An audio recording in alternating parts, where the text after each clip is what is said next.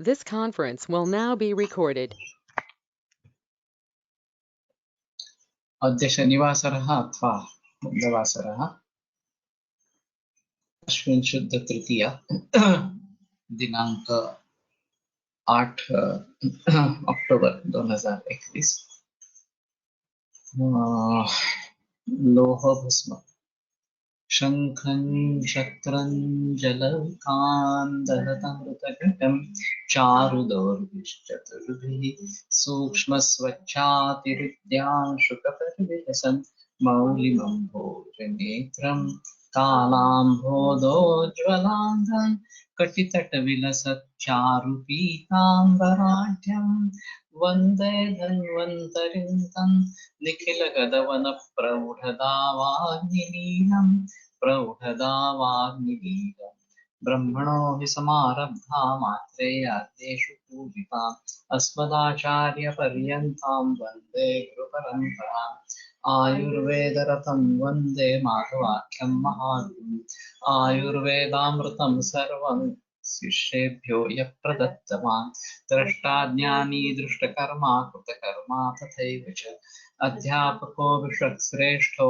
महान् संशोधकस्तथा गुणैरेतैः समुदितैः यत्कार्यं प्रतनोति सः संवृद्ध्यर्थं हि कार्यस्य वयं नु प्रयतामहे सरस्वत्यै नमो यस्याः प्रसादात् पुण्यकर्मभिः बुद्धिदर्पणसङ्क्रान्तं जगदध्यक्षं वीक्षते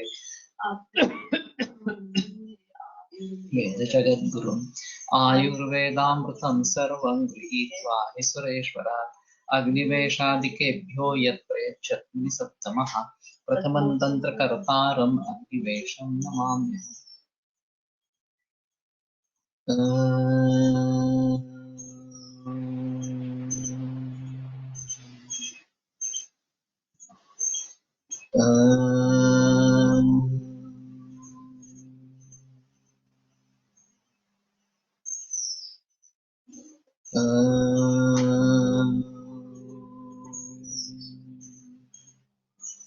ओम शांति शांति शांति।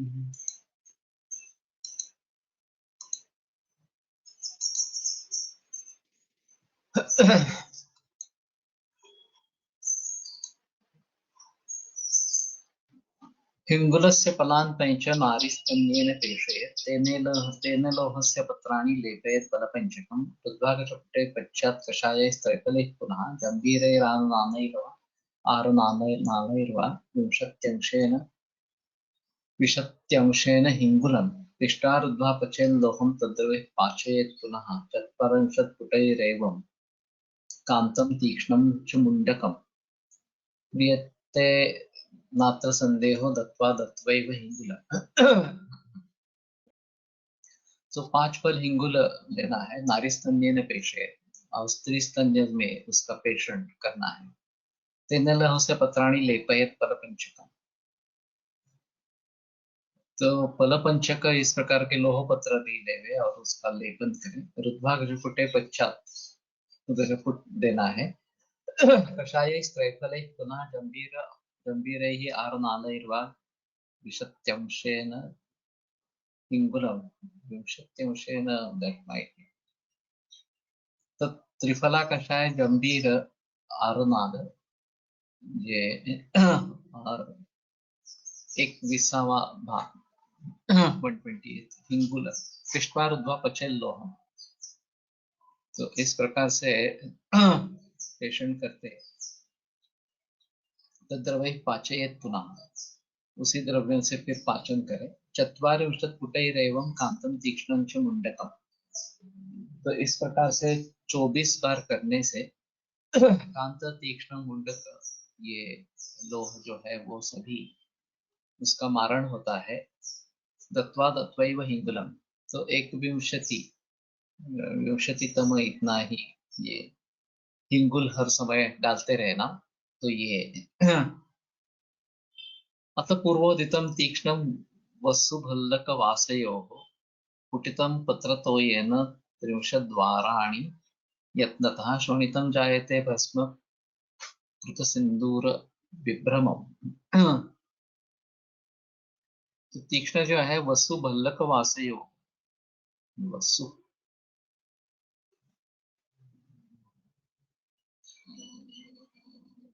वसु भल्लक श्वेत पुनर्नवा और वासा।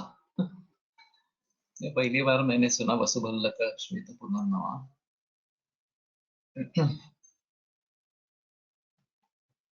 कुटितं पत्रतो ये न त्रिंशद्वाराणि यत्ततः, पत्रतो ये तो उसके पत्र के जल से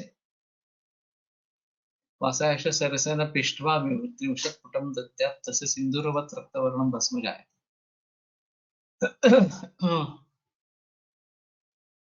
तो 30 बार करना है। शोणितम जायते भस्म कृत सिंदूर विभ्रमम, और उसमें सिंदूर जैसा वो लगता है तो उस प्रकार का विभ्रम उस पे उत्पन्न हो जाता है। यद्वा तीक्ष्ण दलोद्भूतम रजश्च त्रिफला जलैः पिष्ट्वा द्वौदनं किंचित चक्रिका प्रविधाय च शोषयित्वाति यत्नेन प्रपच्यत पंचभिः पुटैः रक्तवर्णमितद्भस्म योजनीयं यथायथ। तो तीक्ष्ण दलीभूत उसकी पाउडर त्रिफला जलैः पिष्ट्वा दत्वा ओदनम, ओदन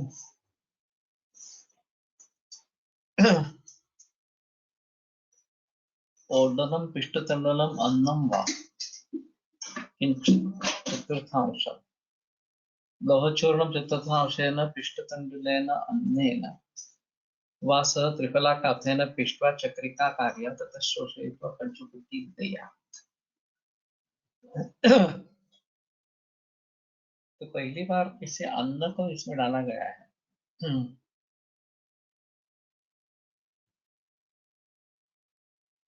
शोषयित्वा अतियत्नेन, मालूम नहीं अतियत्नेन क्यों कहा, खराब होने की संभावना रहेगी शायद। प्रपंचित पंचभिः पुटे, 5 पुटों में ही रक्तवर्णम भस्म योजनीयम यथा यथा।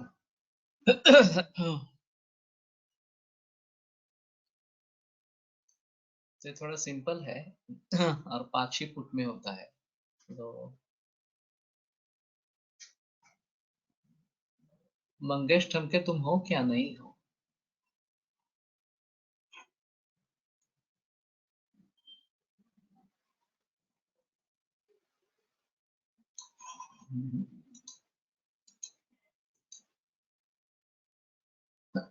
मत्स्याक्षगंध वाल्मीकैः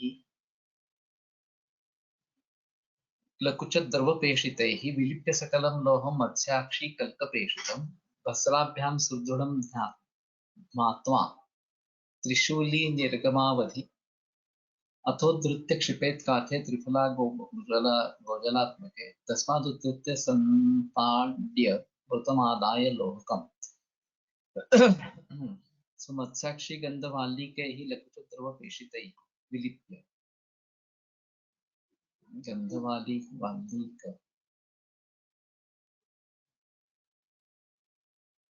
तो ओदन का तो मतलब अन्न ही होगा। पिष्ट तंडुल सिर्फ पिष्ट कहते हैं। तो चतुर्थांश इसको लेने का है। सर्वलोहमारणे प्रकारांतरम मत्स्याक्षी, मत्स्याक्षी शाली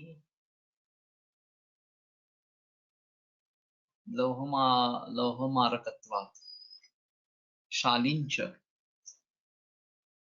शाली गंधवाली का यह शाली है क्या?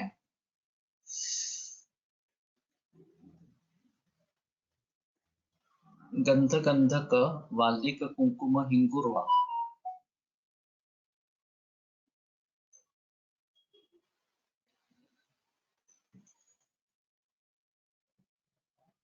मत्स्याक्षी का मतलब अभी मुझे तो याद नहीं आ रहा।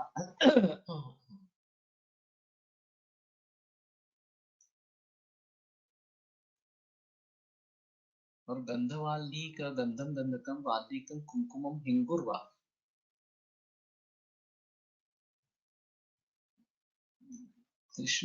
त्रिशूलवत् टटिका त्रयमित्यर्थः।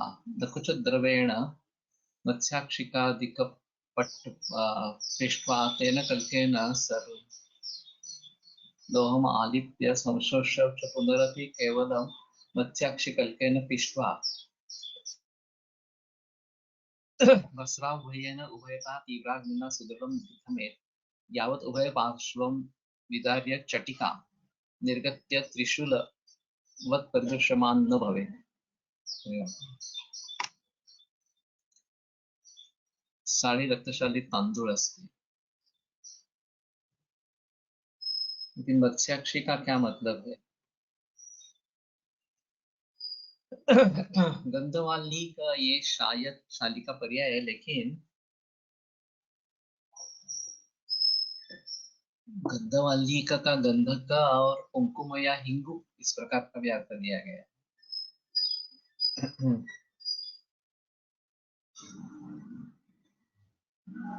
त्रिशूली निर्गमावधि तो इसमें से त्रिशूल जैसा निर्माण होता है।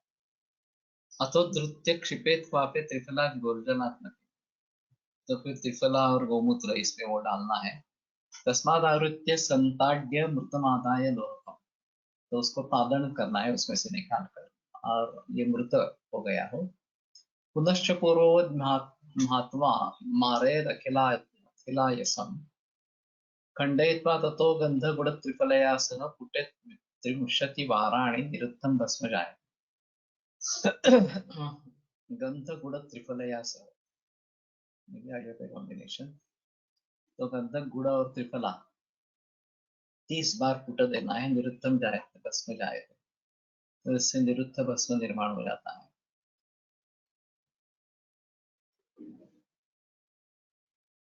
समगंधमयश्चूर्णं कुमारी वारिमर्दितं कुटीकृतं कियत्कालम् अवश्यं क्रियते यदा,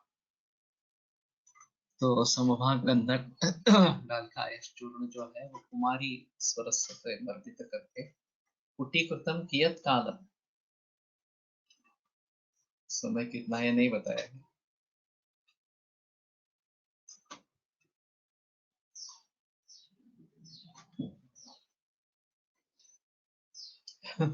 तो निश्चय से उसका मारण होता है।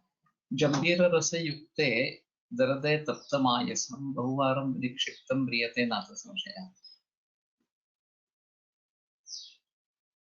तो जंबीर रस युक्त ये हिंगुल लेना है और उसमें तप्त आयस बार बार अनेक बार डालना चाहिए, तो म्रियते नाथ संशय, तो उससे भी मारण होता है। गोमूत्र त्रिफला क्वाथ्या तत्कषायेण भावयेत् त्रिसप्ताह प्रयत्नेन दिनैकं मर्दयेत् पुनः रुद्भागशपुटे पश्चात् दिनं क्वाथेन मर्दयेत् दिवामर्द्यं पुटेत् रात्रौ एकविंशत् दिनाम् एकविंशत् पुटेश्चैव म्रियते विविधं ह्ययः त्रिविधं ह्ययः। तो गोमूत्र से त्रिफला का क्वाथ बनाना है और तत्कषायेण भावये त्रिसप्ताह प्रयत्न, तो 3 सप्ताह प्रयत्न पूर्वक आयन को लोह को उसकी भावना देनी है। तो गोमूत्र में त्रिफला का काढ़ा बना के उस क्वाथ से भावना देनी है। प्रयत्न न देने कम मर्दयत पुनः, फिर एक दिन मर्दन करे। रुद्वाग झपटे पश्चात दिनं क्वाथे न मर्दय, गजपुट में पचन करके क्वाथ से मर्दन करे। दिवा मर्द्यम पुटे रात्र एक विंशत दिनावधि, तो दिन में मर्दन करना है, रात में पुट देना है। इस प्रकार एक विंशति एकविंशत 21 दिन ये करना है। एकविंशत पुटैश्चैव म्रियते विविधं यया, तो इस प्रकार से 21 फुट देने से विविध प्रकार का त्रिविध प्रकार का जो लोह है वो मारित हो जाता है। त्रिसप्तक कृत्वो गोमूत्रे जालिनी भस्म भावितं शोषयेत् तस्य वापेन तीक्ष्णं मोक्षागतं द्रवे, तो 21 बार गोमूत्रे जालिनी भस्म भावितम, जालिनी भस्म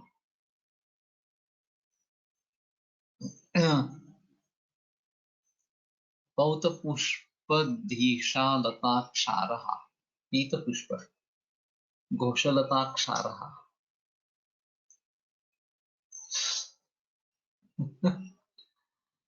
तो पीतपुष्प घोषालता फूल वाली गोशालता उसका क्षार वापेन प्रक्षेपेण, तो उसके प्रक्षेप से गोमूत्र एकविंशति वारम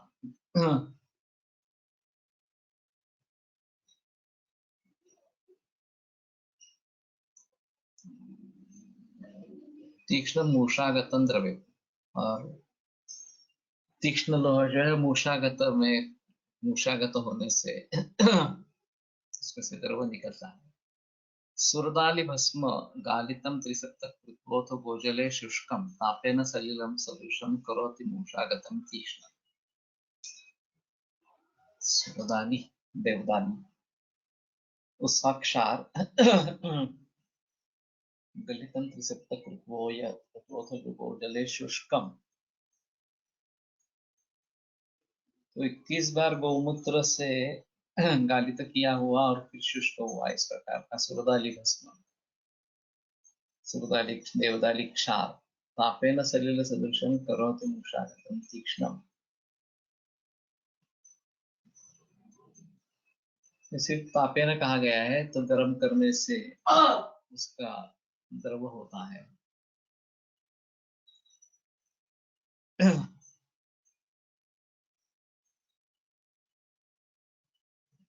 गोषाक्षारोदके भावितं लोह गौमूत्रे निक्षिप्य रौद्र यंत्रे शोषयेत् एवं एकविंशतिवारं कुर्यात् तस्मिन् एव क्षारे मूषाख्ये लोहं प्रक्षिपेत्।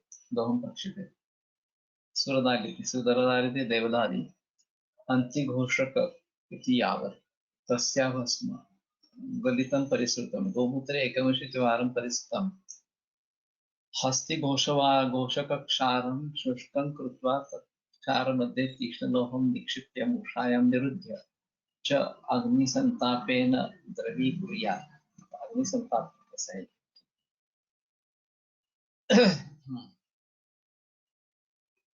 एतत् स्यात् अपुनर्भवं हि वसितं लोहस्य दिव्यामृतं सम्यक् सिद्धरसायनं त्रिकटुकी वेल्लाज्यमध्वन्दितं हन्यात् निष्कमितं जरामरणज व्याधींश्च मृत्युप्रदम्।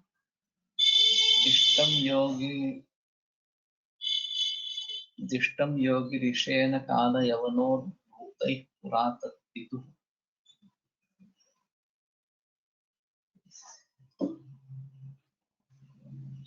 भूत्यै पुरा तत्पितुः।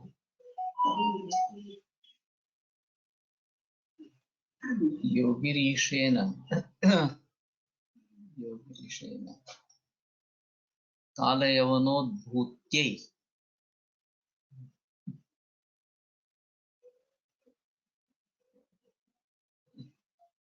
अपुनर्भव निवृत्त विद्यते वसितं लोहस्य लोहभस्म दिव्यामृतस्वरूपीयामृतवत् गुणविशिष्ट वेल्लं निरङ्गं त्रिकुटुकादिकं चतुरूपमात्रया अनुरूपमात्रया ग्राह्यं निष्क्रमितम् अर्धतोलकपरिमाणं दिष्टम् उपदिष्टं कालयवनोद्भूत्यै कालयवनाख्यस्य अपरीयसुरराजस्य द्वापरीयसुरराजस्य जन्मनिमित्तं तत्पितुः कालयवनपितुः।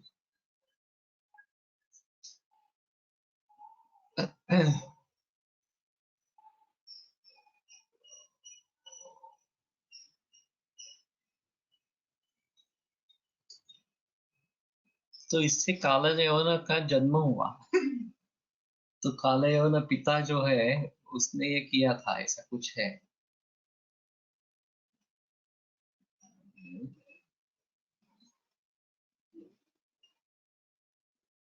दिष्टम योगी शनै श्री गिरीशेन मतलब योगी योगी क्या समझिए, श्री गिरीशेन कालयवनोद्भूत्यै पुरा तत्पितुः। तो उसके पिता ने कुछ व्रताचरण किया था और गिरीश शायद शंकर होना, तो कालयवन के जन्म के लिए ये किया सत्पुत्रदम। अच्छा, मैंने क्या पढ़ा था? जरा मरण जब व्याधिश्च सत्पुत्रदम, अच्छा पुत्र देने वाला, इस प्रकार का। तो काल यवन यवन के निर्माण के लिए उसके पिता ने ये बताया, उसके पिता के लिए योगी श्री गिरीश है। तो शंकर ने शायद उसको बताया। काल यवन की कथा बड़ी है और अभी पक्का याद नहीं है, लेकिन कृष्ण ने कई बार उसके ऊपर हमला किया और सभी जगह पराभूत होकर उसको भागना पड़ा, क्योंकि उसको वरदान था। और अंत में पक्का याद नहीं है।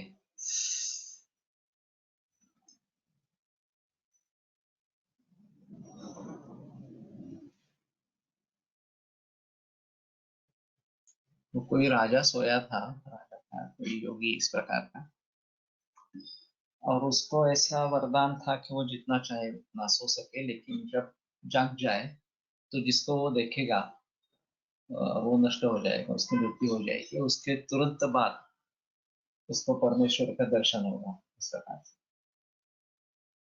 तो वो कहीं गुफा में था, वो ये काल यवन को उस गुफा में लेके आया कृष्ण, और स्वयं छिपा रहा। तो काल यवन ने उसी को कृष्ण माना, जो सोया था योगी, उसको। और फिर उसको उसका वध करने की चेष्टा की। जैसे वो जाग गया तो उसके देखने से ही कालयवन नष्ट हो गया, और फिर कृष्ण ने आकर दर्शन दिया। ऐसी कुछ कथा है, ये पक्का याद नहीं है। तो कालियवन के पिता ने तब करके ये शंकर से आशीर्वाद प्राप्त किया था, ऐसा कुछ है। हाँ, तो यह आत्मनिर्भव इस प्रकार का हो जाता है। सिद्ध रसायन त्रिकट की वेलाज मध्वन्विता। तो त्रिकटु विडंग धूर्त और मधु अन्याश निष्परितम जरा मरण जब व्याधिंश सत्पुत्रदम। तो जरा मरण जब व्याधि, इन सभी का ये भी समास क्लंजी है।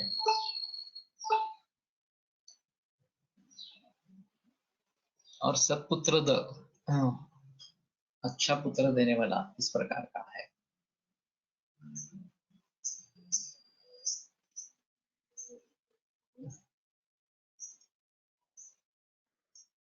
श्रीयोगिरीशेन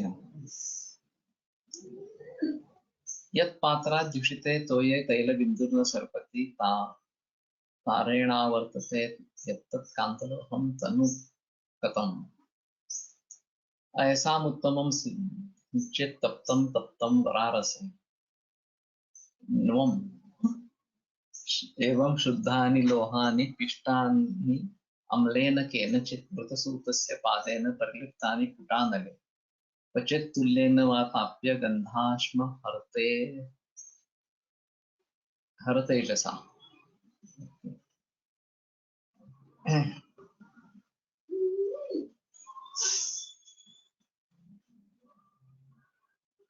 जिस पात्र में रखा तोय में तेल बिंदु सर्पण नहीं होता है, अशिष कथा है।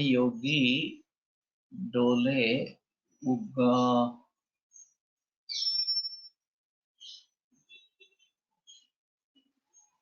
योगी डोले उघडतास काल यवन जळून भस्म होतो।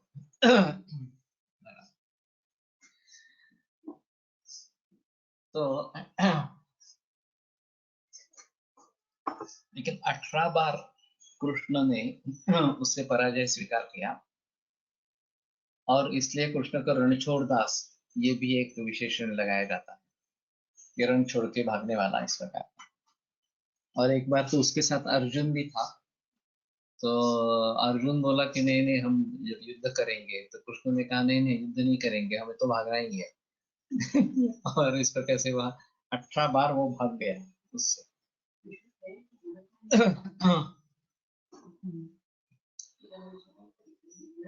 तारेण आवर्तते यत्तत् तनुकृतं तारेण आवर्तते।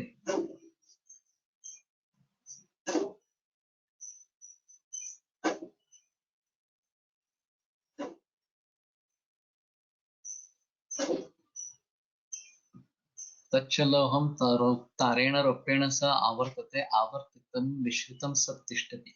ओके, ऐसा उत्तमं तत्कांतलोहम, तो इसमें लोह के साथ रौप्य भी है।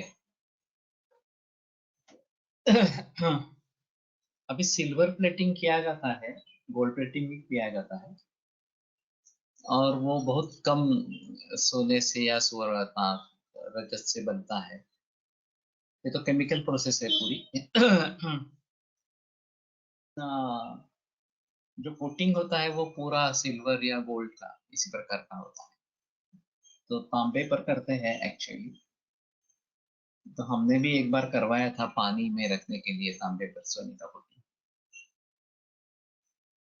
तो ये रेगुलरली अवेलेबल है सिल्वर प्लेटिंग या गोल्ड प्लेटिंग। सिल्वर प्लेटिंग थोड़ा सस्ता रहेगा ऑफकोर्स। तो ये आवर्तते का मतलब आवरण देना है, ऐसा हो सकता है। ऐसा उत्तमम सिंचित तप्तम तप्तम वरारस है, तो ये यस में संकट है, और गरम गरम करके त्रिफला रस में डालें। एवं शुद्धानि लोहानि पिष्टानि अम्लेन केनचित्, इस प्रकार से जो शुद्ध लोह है वो किसी अम्ल से पेषण करके मृतसूतस्य पादेन प्रलिप्तानि पुटानि, और पारद भस्म के साथ या पारद मृत पारद के साथ प्रलिप्त करके, यहाँ सभी अभी रस सिंधु प्रयोग में लाया जाता है। तो एक पुट देना है, क्वचित तुल्य नवा ताप्य गंधाश्म हरते के साथ, या फिर ताप्य गंधाश्म हर तेजस, ये तुल्य डालकर करें। क्या है देखने चाहिए।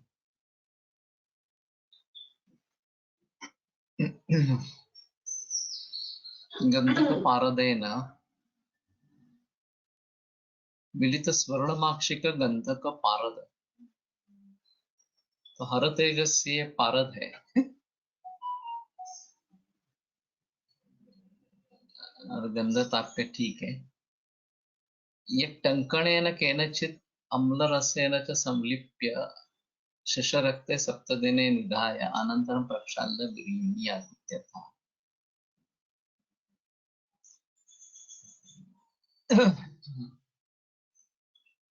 तप्तं क्षाराम्ल संलिप्तं शक्षरक्ते निधापितं कान्तलोहं भवेत् शुद्धं सर्वदोष विवर्जितम्। शुद्ध सूतं द्विधा गंधं खल्लेन कृत कज्जलं, द्वयोः समं लोहचूर्णं स्मर्दयेत् कन्यकाद्रवैः, यामद्वयात् समुद्धृत्य तद्गोलं ताम्रपात्रके आच्छाद्यैरण्डपत्रैश्च यामार्धयेत्युष्णतां व्रजेत्। धान्यराशौ नश्येत् पश्चात् त्रिदानान्ते समुद्धरे, सम्पेश्य गालयेद्वस्त्रे सत्यं वारितरं भवेत्। तो शुद्ध पारद दो गुणा गंधक और कल्याण कृत कज्जलम, तो उसकी कज्जली बनानी है। द्वयोः समलोह चूर्ण, इन दोनों के सम लोह चूर्ण देना है।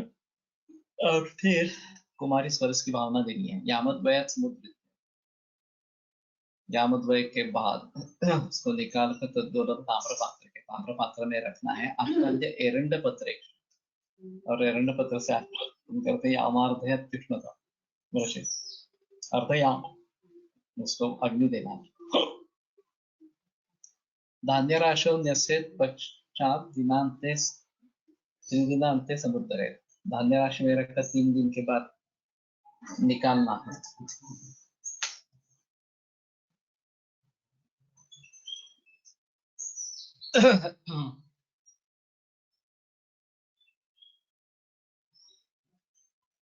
संप्रेष्य काले वस्त्रे सत्यम वारितरम भवेत्।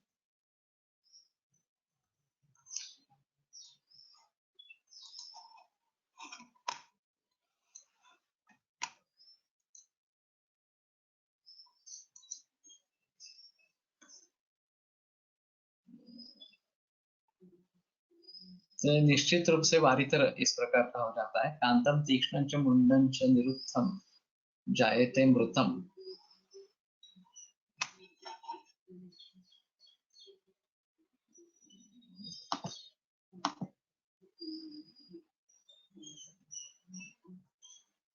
क्या होता है?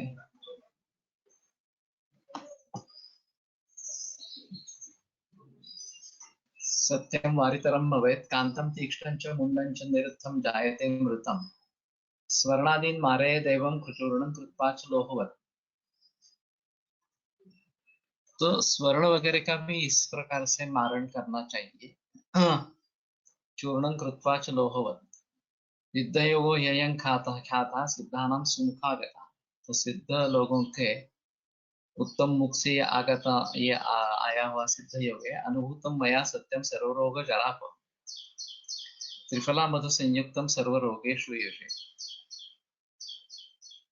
तो मैंने निश्चित रूप से इसका अनुभव किया है। सर्वरोग और जरा का नाश करने वाला है। त्रिफला और मधु के साथ सर्व रोगों में प्रयोग करना चाहिए। क्या चल रहा है? आवाज मतलब तो खड़खड़ खड़खड़ खड़ आ रहा है। नहीं, चिमनी का आवाज है।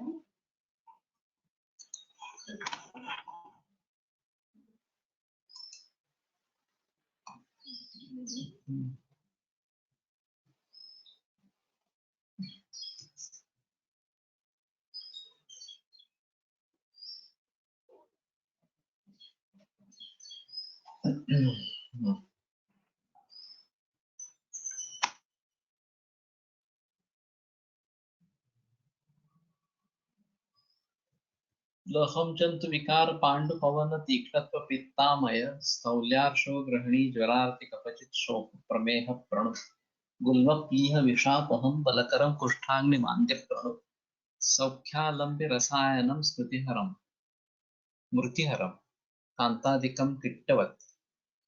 तो जंतु विकार कृमि रोग में भी पांडु पवन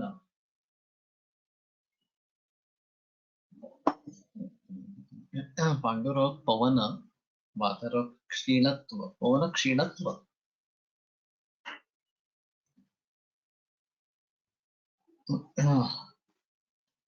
तो अजीब है।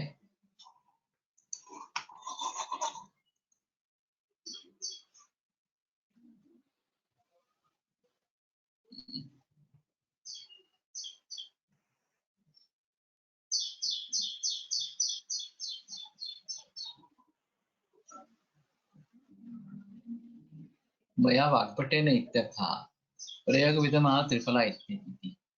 लोहमारण प्रसंगेन एतत् गुण्यानुक्तं पतञ्जलादिभिर्लोहविद्भिः लोहविद् लोहविद्भिश्चोक्तः सम्यक् पाकादिलक्षणम् अत्र प्रदर्श्यते। तथा च पतञ्जलि तावत् लोहं पचेत् वैद्यो यावत् वस्त्रेण गादितं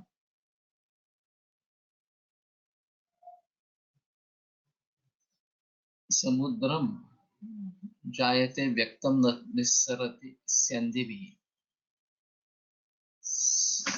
समुद्रम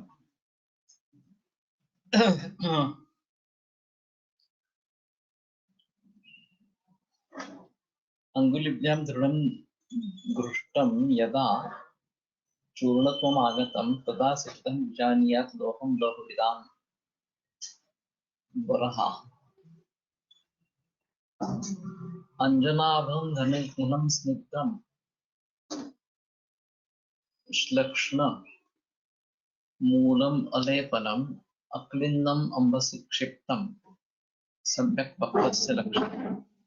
मंदमाहुरथो लोहम अलब्धाखिल लक्षणम अतिपाकेन तज्ज्ञेयं खरमुचित लक्षणम।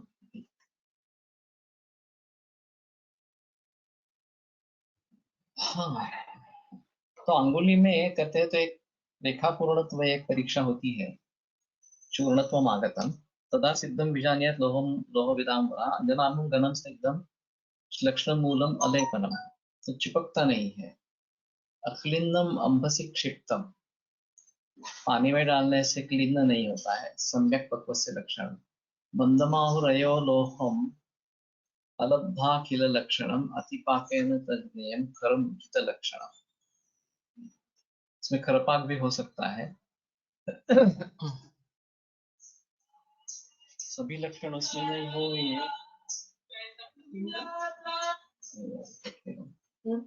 कट के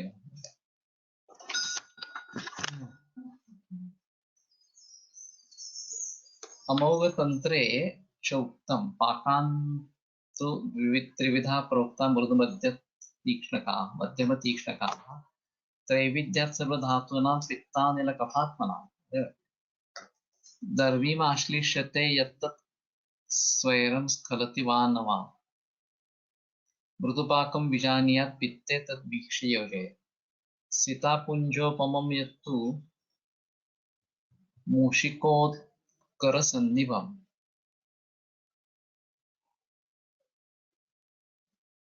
तदयं खरपाकस्यात् श्लेष्मण्येव प्रकीर्तितम् एकैकगुणयोगित्वान् न तदिच्छन्ति तद्विदः सर्वप्रकृतिसेव्यमान् सेव्यत्वात् मध्यमं बहुपूजितं गुणातिप्रविशय यच्च तत्र पाकोऽस्य मुद्रया।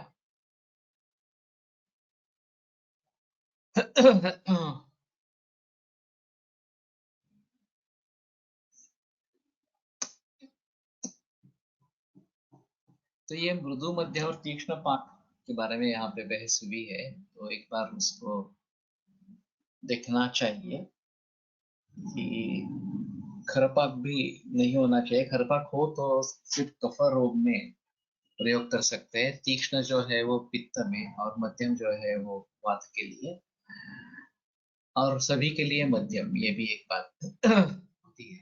तो ये खरपाक नहीं होना ये एक इसमें अहम मुद्दा इस प्रकार का। मृतलोह से गुण महालोह इत्यादि जंतु विकार कृमि रोग पवन क्षीण तो वातक्षय पवन वात विकृति क्षीणत्व वातार्षमिति वा। तो पहली बार मैंने क्षीण दोष के लिए चिकित्सा इस प्रकार की बताई गई देखी है। इसलिए मैं रुक गया था वहां पे, वो देखना चाहता था। तो दोनों प्रकार से अर्थ किए है, पवन वात विकृति क्षीणत्व कार्श्यम या पवन क्षीणत्व वातक्षय, इस प्रकार से। तो एक इसके बारे में काफी बहस की गई है, मैंने पहले भी काफी बार बोला है। लेकिन अंदनकर जी की एक किताब है दोषक्षय के बारे में। उन्होंने काफी बहस की है कि दोषक्षय से रोग निर्माण होते हैं। पुणे में मामा गोखले ऐसे वैद्य थे जो इसका इनकार करते थे कि दोषक्षय से व्याधि नहीं हो सकते, ऐसा उनका कहना था। और जिनकी क्षीणा जो थी सोमलिंगम, क्षीण दोष अपने लक्षणों को छोड़ देते हैं, उनकी खुद की ताकत नहीं है तो वो क्या रोग निर्माण करें, ऐसा उनका कहना था। और बाकी वेणुमाधव शास्त्री जोशी बागेवाड़ीकर कोटककर कंसरकर ये सभी लोग दोषक्षय से भी व्याधि होते हैं इस प्रकार के पक्ष में थे। और अंदनकर जी तो बहुत सारे रोगों को दोषक्षय से बताते थे। तो ये सवाल हमारे थर्ड ईयर एग्जामिनेशन में आया था कि दोषक्षय से व्याधि होते हैं क्या, चर्चा करो इस प्रकार से। तो अभी मामा गोखले के शिष्य योगो जोशी वो हमारे लिए शिक्षक थे, अध्यापक थे। तो उनके तो मत मामा गोखले जैसे ही है। और मालूम नहीं कि किसने क्वेश्चन पेपर सेट किया है। तो मैं थोड़ा उलझन में था कि क्या लिखूं इस प्रकार से। तो मैंने इसको पूर्व पक्ष बनाया मामा के मत को। और जो अपने लक्षण को छोड़ देते हैं वो रोग को निर्माण कैसे करेंगे, ऐसा उनका कहना है। और कहीं भी संप्राप्ति में दोषक क्षय से व्याधि के निर्माण के बारे में बताया नहीं गया है। ये दूसरा मुद्दा उनका अहम मुद्दा था। और भाग्यवाड़ीकर से लेकर सभी लोग कहते थे कि पंचविंशति में इत्येवं वृद्धे क्षीणेश तथा होता है। ये 25 विकार वृद्ध दोषण से होते हैं और क्षीण दोष से भी उतने ही विकार उत्पन्न होते हैं। तो स्पष्ट निर्देश है इसके बारे में। संसर्ग संधिपातश्च क्षय को पता, इसमें भी क्षय भी बताया गया है। संसर्ग और संधिपात जो होते हैं वो उनके 2 या 3 के वृद्धि और क्षय दोनों से होते हैं। तो इस प्रकार के स्पष्ट निर्देश है। और क्षीणाजहति सोमलिंगम, ये बात ध्यान में लेते हैं तो अगर अपान वायु क्षीण हो गया तो उसका जो मलमूत्र बाहर निकालना, ये जो काम है वो अगर नहीं होगा तो फिर मलावष्टंभ होकर आगे उदावर्त के लक्षण निर्माण होंगे। ये एक बहस थी। और कुर्वते ही रुचिन दोषा विपरीत समान वृद्धा क्षीणाश्च भूयिष्ठम लक्षयन्ते पदास्तु न, कि दोष वृद्ध हो गए तो उसके विपरीत की इच्छा होती है, दोष क्षीण हो गए तो उसके समान की इच्छा होती है। और अभूत जो व्यक्ति है उनको ये ध्यान में नहीं आता इस प्रकार से। तो ये थोड़ा उपहासात्मक रूप से भाग्यवाड़ीकर कहते थे कि ये अभूत के ध्यान में नहीं आती है बात इस प्रकार से। तो मैंने ये सब लिखा। और अंततः 2 सूत्र मेरे ध्यान में अचानक आए। पित्ते मंदो नलहा, पित्त क्षीण होने से अग्नि मंद होता है और रोगा सर्वे की मंदेगी। मंदाग्नि से सभी रोग निर्माण हो सकते हैं। तो इसका मतलब हुआ कि दोषक क्षय से सभी व्याधि निर्माण हो सकते हैं। इन 2 सूत्रों को जोड़ेंगे। एक सूत्र स्थान 11वें अध्याय में है और एक निदान में आया है। रोगा सर्वे की मंदेगी सूत्रामुदराणि, इस प्रकार से। लेकिन इसके आधार पर तो कह सकते हैं कि हाँ, ये पॉसिबल है कि दोषक क्षय से अग्निमांद्य, पित्त क्षय से अग्निमांद्य और फिर उससे सभी रोग निर्माण हो सकते हैं इस प्रकार से। तो ये मैंने उत्तर पक्ष किया। और मैंने इतना ही कहा कि ये 2 सूत्र काफी उद्बोधक है। रोगा सर्वपिन है, पित्ते मंदो नला और रोगा सर्वपिन, और मैंने वहीं पे जवाब खत्म किया। बाहर आने के बाद मुझे थोड़ा सा लगने लगा कि अगर ये जोशी परीक्षक है तो शायद मैं फेल हो जाऊंगा। तो मैंने सूझबूझ कर लिखा था, ऐसी बात नहीं थी। फिर भी उनके कुछ दृष्टिकोण बहुत ही पक्के इस प्रकार के हैं। एक बड़ा अजीब अनुभव है। उलटकर सर आयुर्वेद पारंगत की परीक्षा उन्होंने दी थी और फिर ओरल होती है तो उसमें सर ने, योगोदशी सर ने उनको पूछा था कि ब्लड प्रेशर क्या है। तो कोलटकर ने कहा कि बहुत सारे निदान होते हैं। और उनके पास अनुभव भी था। ऐसा नहीं था कि उन्होंने ब्लड प्रेशर के पेशेंट ट्रीट नहीं किए थे, अपने अपने तरीके से दोष धातु मल के आधार पर ट्रीट किए थे। तो उनका समाधान नहीं हुआ और कोलटकर सर फेल हो गए विद्या पारंगत में। तो ये बड़ा अजीब मसला था। शाम को हम मिले तो कोलटकर सर ने कहा कि ऐसा ऐसा हुआ तो मैं फेल हो गया। तो मैंने पूछा कि आपको सवाल कौन सा पूछा गया था। तो मैंने कहा क्या ये ब्लड प्रेशर का आयुर्वेद निदान क्या है। तो मैंने पित्तावृतवात और उसके दवा आरोग्य वर्धिनी ये जवाब दे दिया। तो मैंने, ये तुमने कहाँ से सुना। मैंने योगो जोशी सर से सुना है और वो पक्के है कि बस यही निदान है और यही चिकित्सा है इस प्रकार से। तो वो कोलटकर सर बोले मुझे तो ये कुछ मालूम नहीं था। आपको मालूम होने का सवाल ही नहीं है वास्तव में इस प्रकार से। बाद में फिर भी अपने एक्सपीरियंस के आधार पर पलट कर सब खुद आयुर्विद्या पारंगत के परीक्षक भी बन गए। उन्होंने पारंगत की परीक्षा उत्तीर्ण नहीं की, फिर भी वो परीक्षक भी बन गए उसका। तो ये बड़ा अजीब किस्सा है सभी का। लेकिन कुछ हुआ नहीं, मैं पास हो गया, उत्तीर्ण हो गया। मालूम नहीं किसने पेपर सेट किया था, किसने परीक्षा की उसकी, लेकिन ओरल में भी कुछ पूछा नहीं गया, तो ठीक है। तो कहने का तात्पर्य अर्थ ये है कि वात पवन क्षीण, वात अगर क्षीण इस प्रकार का हो जाता है तो उसके लिए ये काम करता है। तो ये पहली बार मैंने इस प्रकार से देखा कि पवन क्षीण के लिए इसका प्रयोग करना है।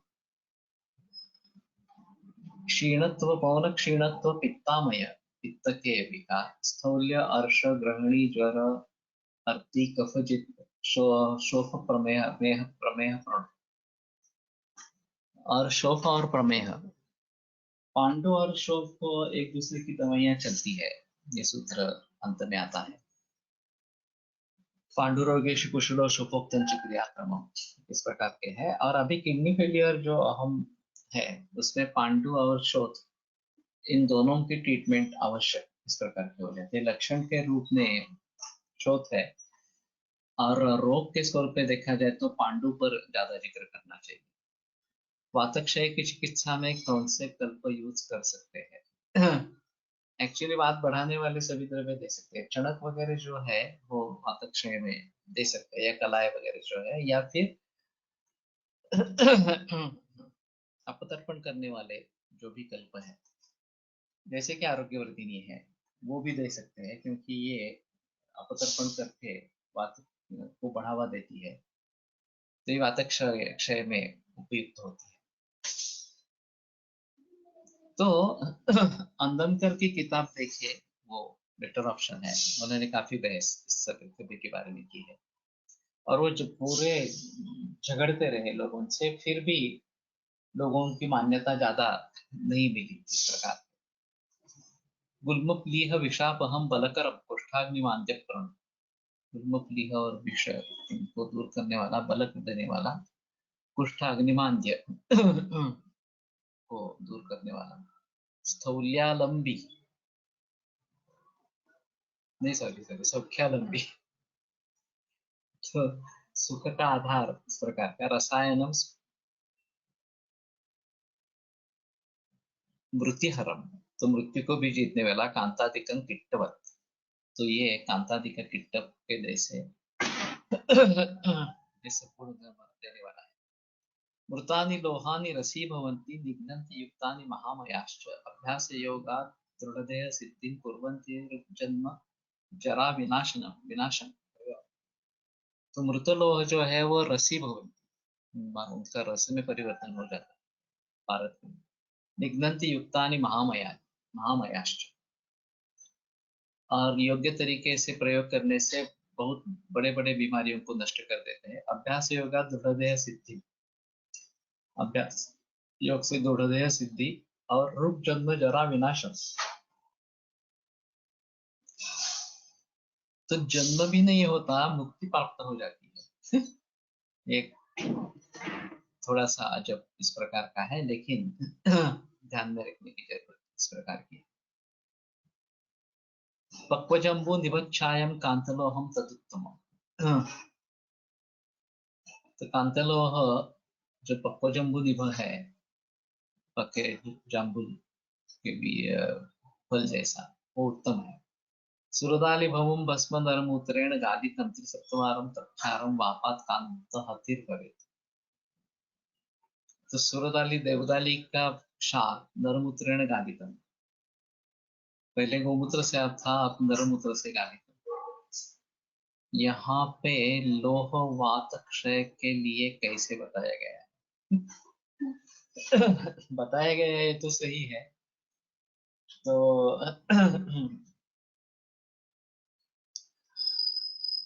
अगर वातक क्षय ऐसा मानकर चलते हैं तो ये बात हो सकती है। इसमें एक जस क्षीण दोषच्या व्याधी नाहीत तशाच अत्यग्निविषयी भस्मक सोडून काही निदान होऊ शकतं का?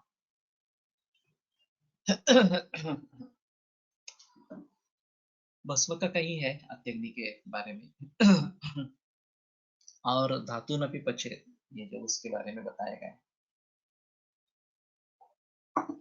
आहार पचति शिखि दोषान आहार वर्जित पचे धातु दोषक्षय जीवितम चापि धातु क्षय, इस प्रकार से बताया गया है। तो ये मृत्यु की तरफ ले जा सकता है अगर अत्यग्नि तीक्ष्णाग्नि इस प्रकार का। और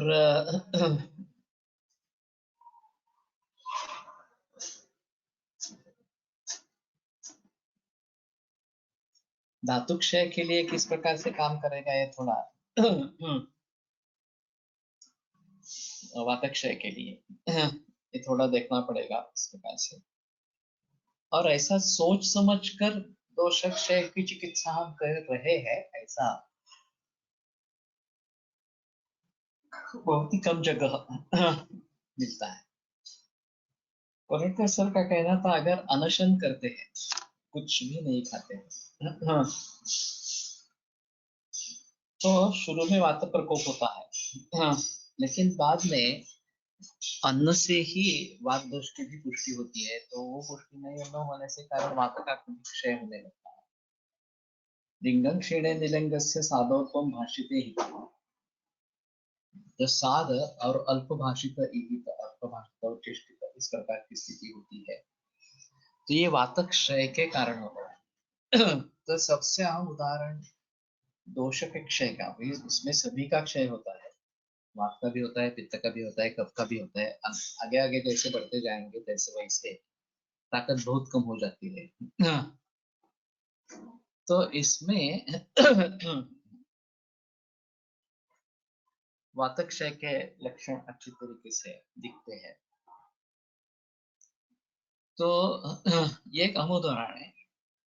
लेकिन दही जैसा पदार्थ हो तो वो कपित्तकृत और वातजित इस प्रकार का। तो कफ पित्त को बढ़ावा देने वाला और वात का क्षय करने वाला इस प्रकार का बताया गया। अभी दही से वात क्षय होता होगा, तो उसको बढ़ाने के लिए शहद का अगर प्रयोग करेंगे, वो कषाय रसात्मक है, वातवर्धक है और कफपित्त शामक है, इसलिए शायद दही के साथ मधु लेने का प्रस्ताव रखा गया है। और ये जो दही के एंटीडोट के रूप में जो बताते हैं उसमें मधु है। तो इससे दही से वातक क्षय होगा, मधु से वात वृद्धि होगी, तो ये काउंटर एक्ट करेगा और उससे कफपित्त बढ़ेंगे और मधु से कफपित्त कम होंगे। तो दही का मधु के साथ अगर सेवन करते हैं तो ज्यादा अच्छा इस प्रकार का रहेगा। या अगर इस प्रकार का दही सेवन दीर्घकाल हुआ है और वातक क्षय हुआ है तो शहद दे सकते हैं। तो ये सभी बातें ध्यान में रखने की है और उसके जरिए कहाँ पे किसका प्रयोग करना है इसके बारे में सोचना इस प्रकार का। सुरदालिभवं भस्म नरमूत्रेण गालितं त्रिसप्तवारं तत्क्षारं वापात् कांत हतिर्भवेत्। तो 21 बार अगर ये करते हैं तो कांतलोह का भस्म इस प्रकार का हो जाता है। गंधकं कांत पाषाणं चूर्णयित्वा,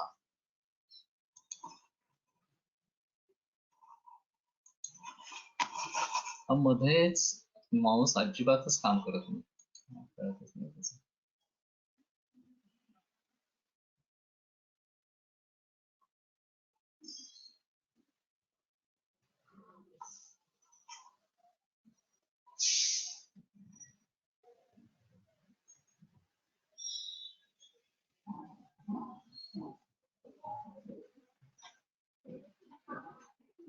गंधकं कान्तपाषाणं चूर्णयित्वा समं समं धृते लोहे प्रतिवापो देयो लोहाष्टकं द्रवेत्।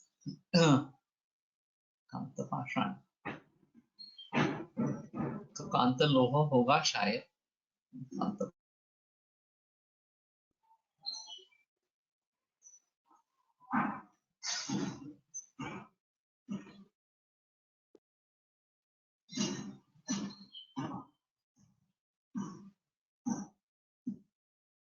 इसमें कुछ किया नहीं है।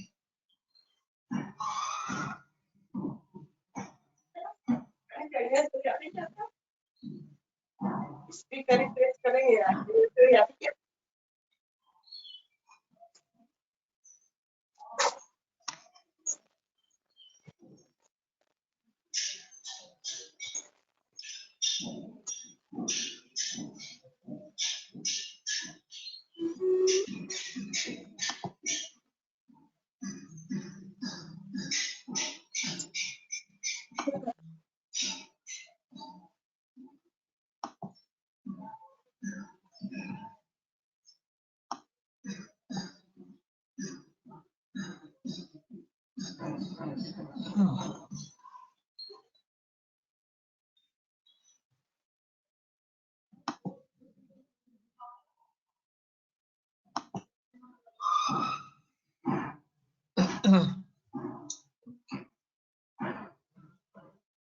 देवदाल्या द्रवैर्भाव्यं गन्धकं दिनसप्तकं तेन प्रवापमात्रेण लोहं तिष्ठति सुतवत्।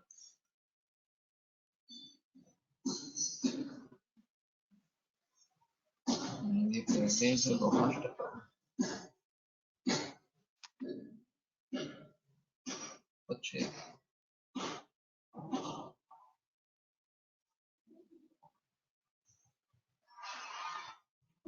कांतपाषाण शायद ये कांत लोह होगा। चूर्णयित्वा समं समं धृते लोहे प्रतिवापो देय, उसका प्रतिवाप धृत लोह में देना है। लोहाष्टकम द्रवित, उसका द्रव होगा।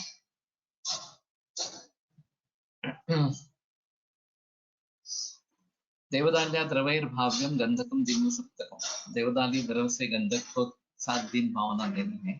तेन प्रवाप मात्रेण लोहम तिष्ठति सुतवत्, इसका केवल प्रवाप देने से लोह पारद जैसा हो जाता है। अथ मंडूरः, तो अगले गुरुवार को देखेंगे। 10वां शुक्रवार है ना।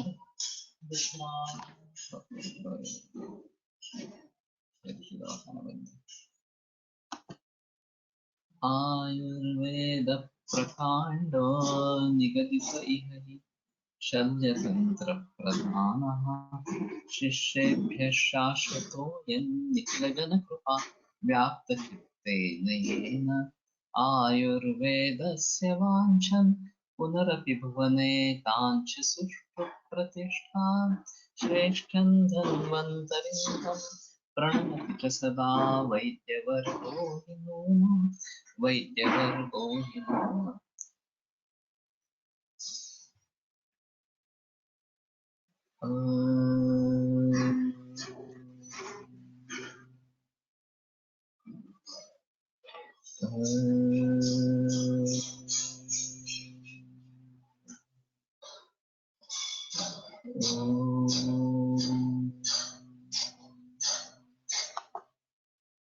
विरम्यते व्याख्यानव्यापारः। श्वः परश्वः पुनर्मिलामः।